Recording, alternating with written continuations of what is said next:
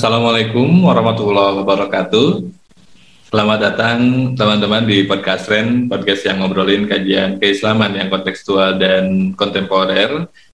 Setelah kita membicarakan tentang kenapa sih sholat harus ditentukan waktunya, harus menghadap kiblat, harus bersuci dan seterusnya, kita akan mulai memasuki pertanyaan lainnya, pertanyaan berikutnya yang semoga pertanyaan ini memancing curiosity teman-teman, terutama ketika berbicara soal aspek why dan what for. Karena saya meyakini aspek how atau bagaimana sholat dilaksanakan ini sudah banyak yang juga membahas seperti itu. Dan pertanyaan yang akan kita belajar sama-sama di pertemuan atau di episode kali ini adalah tentang kenapa sih sholat kemudian mesti diawali dengan takbiratul ihram. Boleh nggak sih misalkan sholat menggunakan kata sifat lain selain akbar? Karena kan Allah memiliki 99 asmaul husna, nama baik, dan 20 sifat wajib. Boleh nggak sih kita misalkan Allahur Rahman, Allah atau Allahur Rahim sebagai cara kita untuk memulai sholat gitu. Tentu saja misalkan dengan gerakan yang sama, mengangkat tangan sambil menghadirkan niat secara mindful dan seterusnya. Nah, setelah saya kemudian mencoba membuka kembali beberapa kitab fikih yang biasa jadi rujukan para santri di pesantren, ternyata bahkan menariknya takbiratul ihram ini diatur secara sangat ketat, secara sangat spesifik di dalam persyaratan dalam melaksanakan takbiratul ihram ini. Dan dari belasan syarat itu sebagian besar berbicara spesifik soal keharusan katanya adalah Allahu Akbar. Bahkan kalau misalkan dilihat kabir pun yang memang satu padanan kata dengan akbar itu bahkan juga tidak boleh. Jadi secara spesifik harus Allahu Akbar. Salah baca sedikit misalkan dengan menambahkan wawu atau panjang sedikit Allahu Akbar itu juga salah. Secara tasydid harus benar, tidak boleh menambahkan kata dan seterusnya. Bahkan kalau misalkan ada orang yang mau sholat dan tidak bisa bahasa Arab, dia dianjurkan untuk belajar terlebih dahulu setidak-tidaknya sehingga dia bisa mengucapkan Allahu Akbar, seperti itu. Memang ada aturan juga misalkan yang memperbolehkan untuk menambahkan kata sifat lain setelah Allah di antara Allah dengan Akbar, tetapi tetap Akbarnya harus muncul dan kata sifat yang dimunculkan itu tidak boleh lebih panjang dari kata akbar.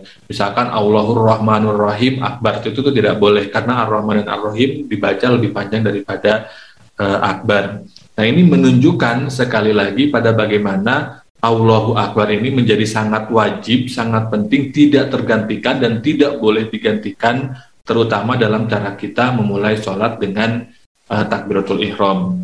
Seperti itu. Dan ini juga menunjukkan kenapa awal sholat itu disebut dengan takbiratul ihram karena ada takbir di situ yang isinya adalah Allahu Akbar. Kenapa harus seperti itu?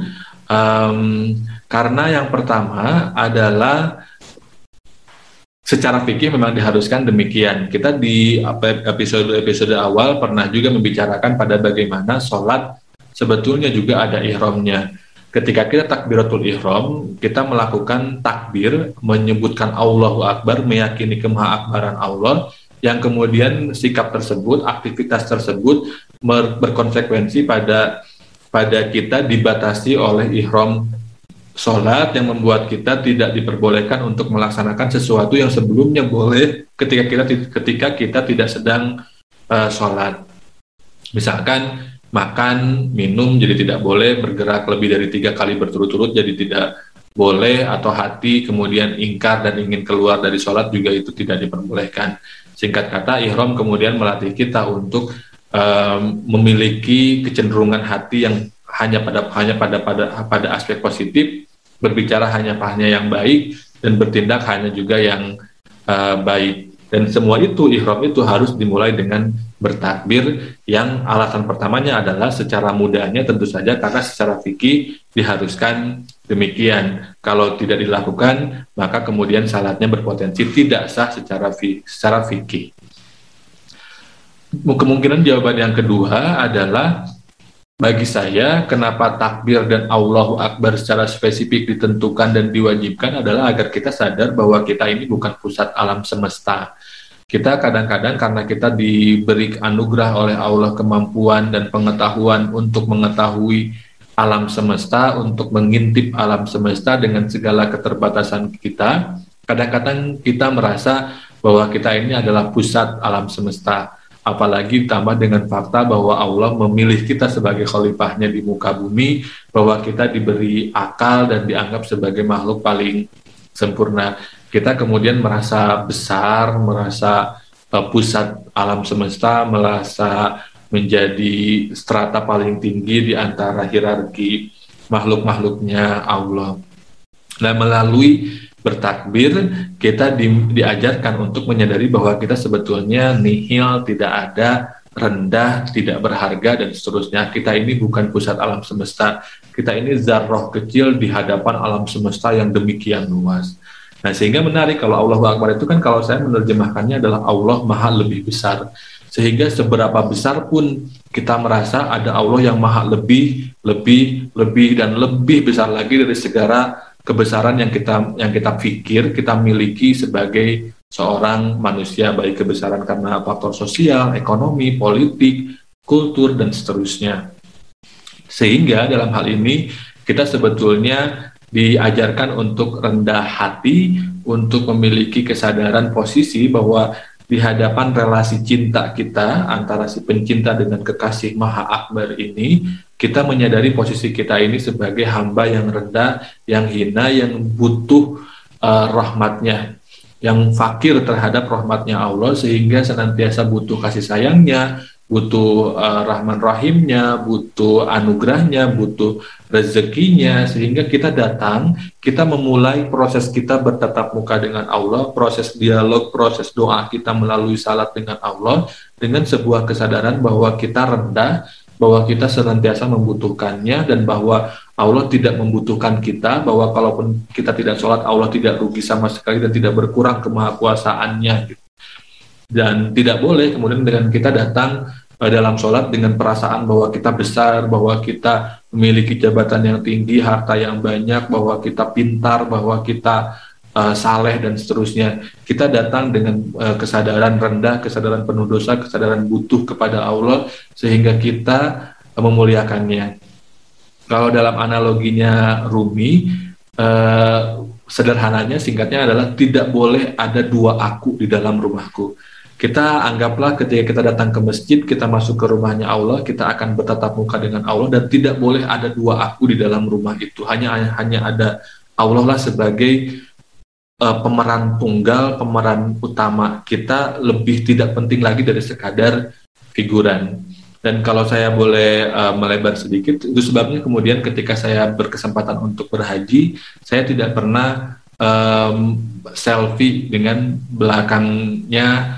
Di belakang saya adalah Ka'bah, karena saya merasa bahwa kalau saya selfie dengan latar belakang Ka'bah, saya seolah-olah sedang memposisikan saya sebagai pemeran utama dan Ka'bah sebagai latar belakang yang mungkin tidak penting, atau yang mungkin hanya berperan sebagai figuran yang mendorong keutamaan atau kekhususan, kepusatan saya sebagai figur dalam selfie tersebut. Yang selalu saya lakukan adalah kemudian hanya memotret Ka'bahnya. Dan itu juga sebetulnya saya agak tidak setuju dengan kebijakan baru-baru ini di Arab Saudi yang memperbolehkan jemaah haji untuk membawa kamera, membawa HP ke dalam masjid, karena itu mengganggu mereka ketika proses tawaf, proses sa'i, yang seharusnya tawaf adalah proses interaksi dengan sang tuan rumah, menjadi proses di mana mereka selfie ria, merekam sendiri di hadapan sang tuan rumah. Tuan rumahnya tidak dianggap penting, yang penting adalah dianya sedang tawaf, dianya sedang sa'i, dianya sedang bertamu kepada Allah, tapi Allahnya sendiri dia telantarkan karena dia hanya berpikir soal bagaimana eksis dengan video, dengan foto, sementara dia melaksanakan yang dia kira adalah ibadah. Tentu saja mungkin tidak bisa digeneralisasi, tapi itulah yang kemudian menjadi standpoint saya terhadap situasi ini, di mana Allahu Akbar ketika kita bertakbir tidak boleh kita merasa kitalah yang lebih akbar, tidak boleh kita memposisikan hal-hal di luar Allah sebagai besar, sebagai penting, tapi kita harus menyadari nihilitas kita, ketidakpentingan kita, kerendahan kita, kehinaan kita, dan kebutuhan kita kepada Allah yang maha kaya, yang maha tidak berkurang kekayaan dan kekuasaannya, jikapun seluruh manusia ingkar kepadanya. Itu lebih kurang kesadaran yang mesti kita tumbuhkan, kita latihkan setiap kali kita membaca takbir, minimalnya di dalam sholat, sehingga tidak muncul di dalam perasaan kita lebih tinggi, lebih besar, lebih mulia, lebih baik, lebih soleh di hadapan orang lain, walaupun strata sosial, strata ekonomi, politik, dan lain-lain menunjukkan atau mengesankan seolah-olah kekuasaan, kebesaran tersebut kita miliki. Datanglah kepada Allah dengan menihilkan diri kita, karena tidak boleh ada dua aku di rumahnya. Itu saja mungkin untuk pertemuan kali ini. Di pertemuan berikutnya nanti kita akan coba membedah kenapa perintah sholat selalu dimulai dengan iqamus sholah, dan yang secara harfiah artinya dirikanlah gitu, dan bukan ij'alus sholah yang secara harfiah dapat diartikan juga dengan kerjakanlah sholat. Apa makna dibalik secara spesifik penggunaan kata tersebut ketika sholat dalam bentuk perintah untuk dilaksanakan minimal atau setidaknya secara ritualistik.